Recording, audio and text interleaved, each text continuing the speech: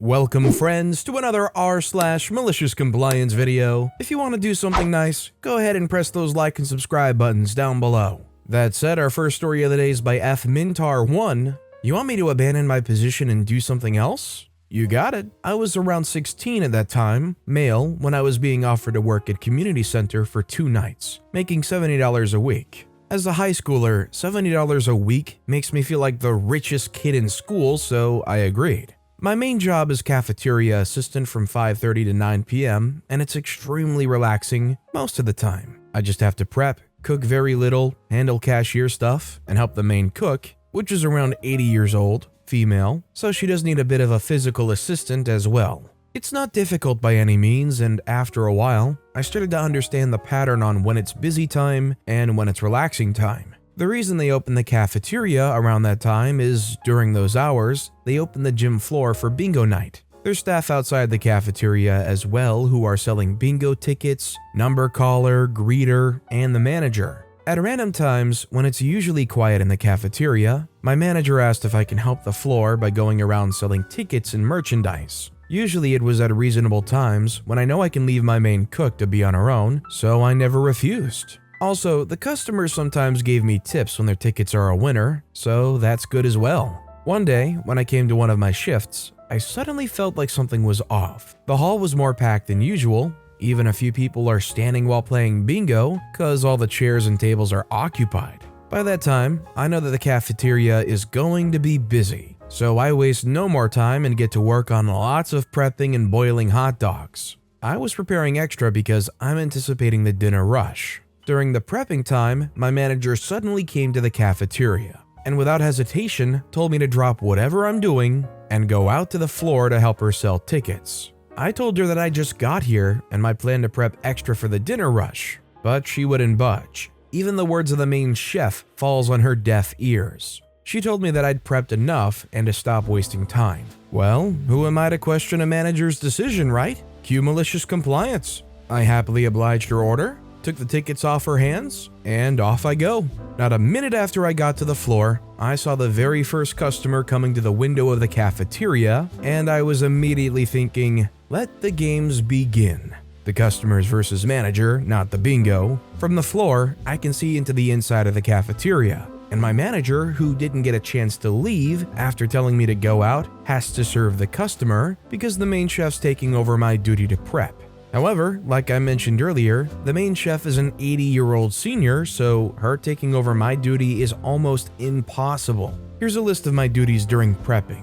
Refilling condiment bottle from the heavy gallons, refilling sugar from the big bag, cutting vegetables for the hot dog toppings, carrying cases of water and sodas to be chilled in the fridge, brewing coffee and tea, boiling hot dogs, stacking donuts, handling transactions, sweep and mop after closing. Here's the main chef's duty, making hoagies and salads, monitoring my tasks. I'm literally doing all of the heavy lifting because I'm physically capable. She's not. She's even having trouble handling transactions because her eyesight isn't good.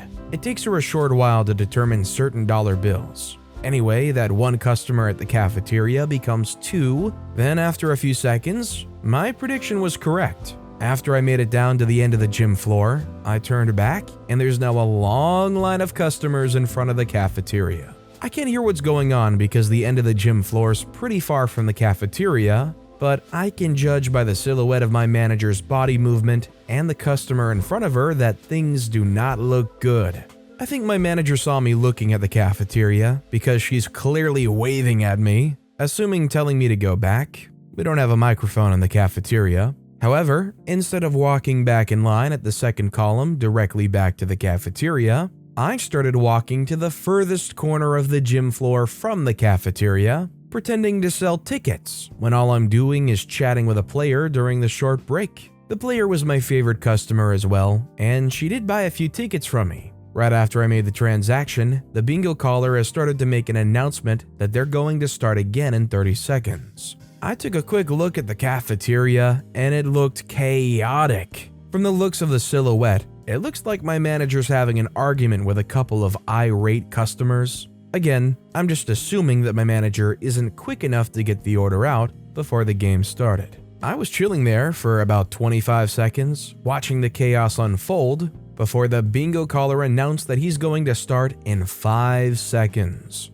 Immediately, all of the customers in line disband and go to their original place, hungry and thirsty and still irate. I started walking again, and I see that my manager has now disappeared from the cafeteria and started walking towards me at the floor, looking disheveled. Calmly, I asked if everything's okay in there. She looked mad, but she knows better to not explode in front of all the players, and just told me as calmly as she could to go back to the cafeteria. I tried poking the bear by asking her what to do with the tickets, because I still have some. She just snatched it off my hands aggressively, along with the money, but from the shock of her aggression, I accidentally dropped everything to the floor. Imagine playing 52 catch, but with money and bingo tickets. Before I could offer my help to pick everything up, she just growled at me silently to just go.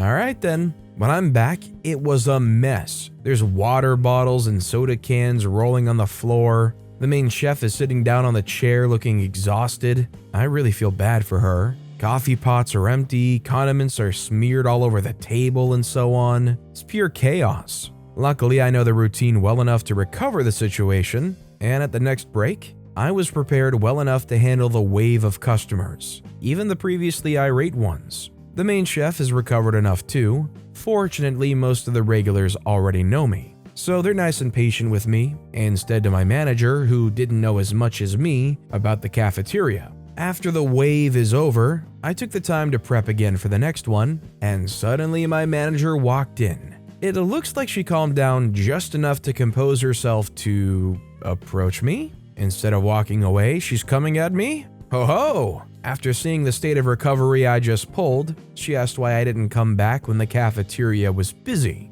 I told her that I didn't know. I was too far, and she told me to sell my tickets. So I assumed that I'm not allowed to come back until I sold everything. She didn't really have much to say after that, took a bottle of water, and just left. The main chef and I just started laughing silently after the manager left. Never underestimate the pettiness of a teenager. Well, at least me when I was a teenager. If you were doing ample work ahead of time to make sure you were ready for a huge wave of customers, and a manager jumps in and says, no, stop that crap, you gotta go out there and do this instead. Would you protest, or would you be the type of person to just drop whatever you're doing and say, okay?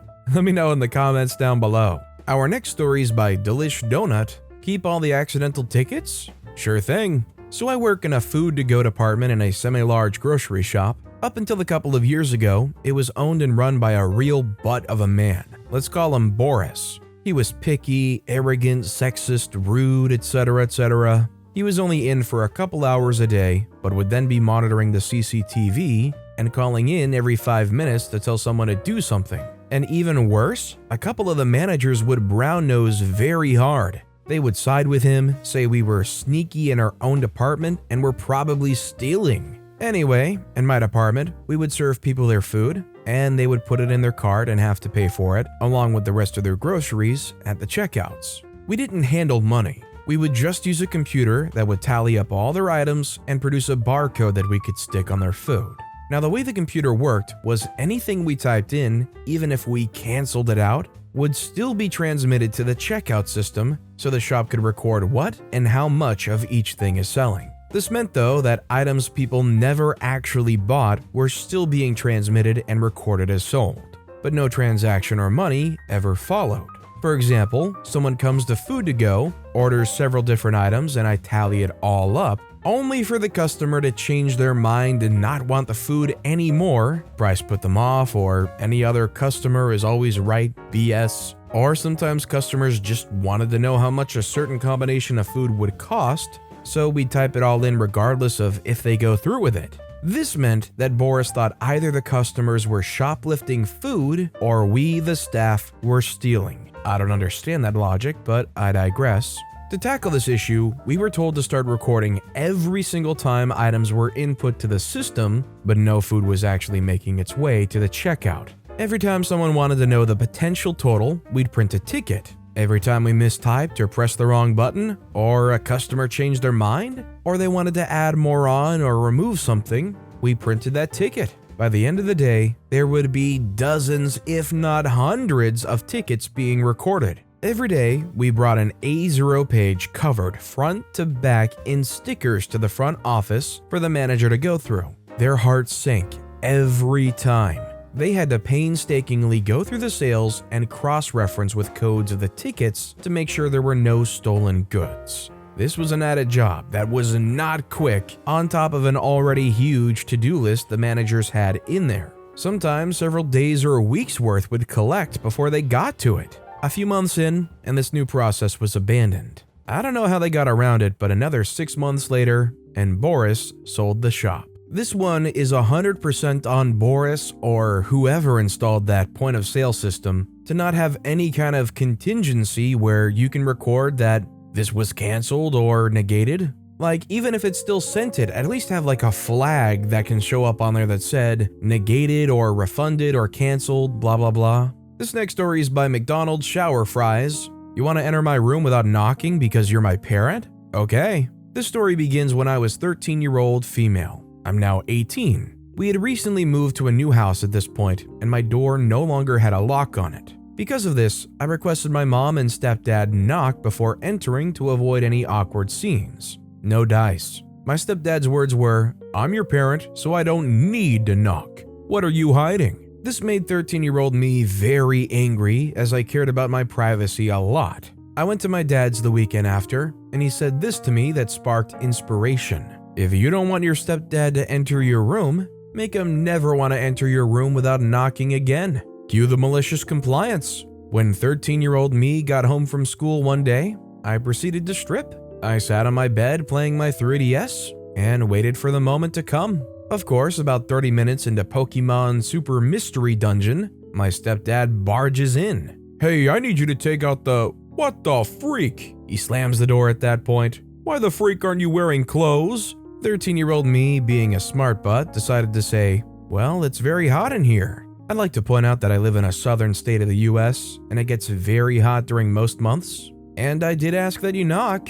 Obviously, knocking was a frequent thing for every single room in the house at that point. And oh yeah, my mom bought me a hook lock for my door after that. I feel like for parents, it becomes all too common for them to grow up expecting to just always be able to barge into your room. I feel like even for the respectful parents, there's probably times where kids have said, "Could you knock before entering?" They just forget or have a mindless moment, walk in, and something's going on that makes them learn very quickly that they're gonna knock from then on. And our final story of the day is by Will Send Nudes for Corn. Accuse me of breaking your scissors? Okay, I'll fix them. So today, my mom screamed at me about her scissors. Apparently I broke them. I didn't, but my malicious compliance to fix them probably didn't have the effect she wanted. So, some background, my mom has a pair of fabric scissors. She says that I can use them, but only with fabric, and if they're ever used to cut something else, they will be damaged beyond repair. I don't think that's true, but I'm not going to refute it, so sure, I won't use them for anything else but fabric. After all, they are her scissors, so I use the scissors to cut one of my old t-shirts for a project I'm doing. I noticed they're a bit dull and not cutting well, but I didn't mind. I just wanted to use the t-shirt as rags anyway. I guess that's what happens to 2 or 3-year-old scissors. She's had them a long time, but definitely hasn't used them in a while. I was working in the garage, and my dad comes in to clean his chainsaw. He's tidying up and takes the scissors back inside as I'd finished with them and gives them to my mom. He tells her that he found them in the garage. My mom realizes that I've used them and apparently decides to test them, noticing they're blunt. Comes to me screaming aggressively, "Why did you break my scissors?" Doesn't explain how they're broken, just screaming at me demanding I fix them. I say, "If you can't tell me how they're broken, I can't fix them." She says, "Just use them, they won't cut. You use them to cut something and now they're broken." Cue the malicious compliance. So she asked me to fix her fabric scissors because, as she said, they won't cut. So that's what I did. I took a honing rod and I carefully sharpened an extremely sharp edge on them. I managed to cut my finger on them just cleaning the steel dust off. Didn't even apply pressure. I readjusted the slack in the joining screw and they were super smooth and insanely sharp. I give them back to her and warn her that they're very sharp, so best take care using them. She uses them, testing them on a piece of paper against her own rules for only using fabric. realized how sharp they are, and gets a paper cut feeling the edge of the paper. Says to me, well great, now I'm scared to use them because they're dangerously sharp. Well, sorry for not only fixing them but making them way better. This is like if somebody's car ran out of gas and they said, oh great, you broke it, it won't drive anymore. So to fix it, you top the gas back off, but also just put in a supercharged engine just for the giggles. And all you get in reply is, well great, now I'm scared to drive it because it's dangerously fast. It was not only fixed, but better than it was before. Sorry. But with that being said, that's all the time we have for today. So of all these stories I've read today, which is your favorite and why? Let me know in the comments down below. And if you haven't yet, if you could like and subscribe, that would mean a lot to me. Whatever you do, whether it's liking, subscribing, turning notifications on, all of it helps grow this channel and I appreciate the heck out of it. So until next time, I'll see you all tomorrow with some more stories.